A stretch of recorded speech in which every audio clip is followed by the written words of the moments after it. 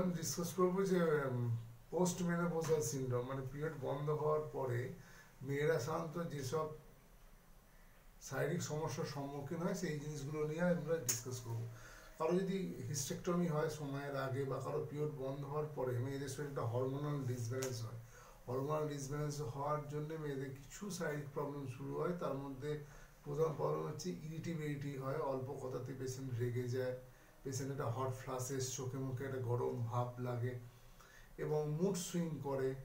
এবং তার মধ্যে অস্টিওপোরোসিস বা হাড় খাওয়ার প্রবণতা দেখা যায়, যার ফলে অস্টিওআর্থাইটিসের পেন যদি থাকে সেই পেনগুলো অনেক পরিমাণে বাড়ে। এই জন্যে আমাদের আয়ুর্বেদিক ভাষায় এটাকে একটা বাতপিত্ত প্রবলেম বলা হয়। এর কিছু আয়ুর্বেদিক মেডিসিন আছে যেগুলো খেলে কিন্তু এটা পুরোপুরি কিওর হয়ে যায়।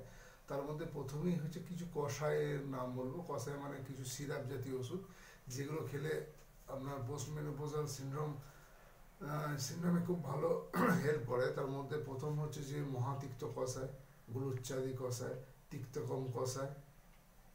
এইগুলো ছাড়াও চন্দ্রপ্রভা বটি, নিমবাদি বটি, মানস মিত্র বটকম, অশ্বগন্ধা চূর্ণ, চন্দ্রপ্রভা বটি, এই জিনিসগুলো যদি পেশেন্ট কন্টিনিউ করে তাহলে কিন্তু পেশেন্টের হরমোনাল যে প্রবলেম, যার জন্য পেশেন্টের যে পোস্ট মেনোপজাল সিনড্রোম হয়, সেই হরমোনাল প্রবলেমটা সম্পূর্ণভাবে কিওর হয়ে যায়।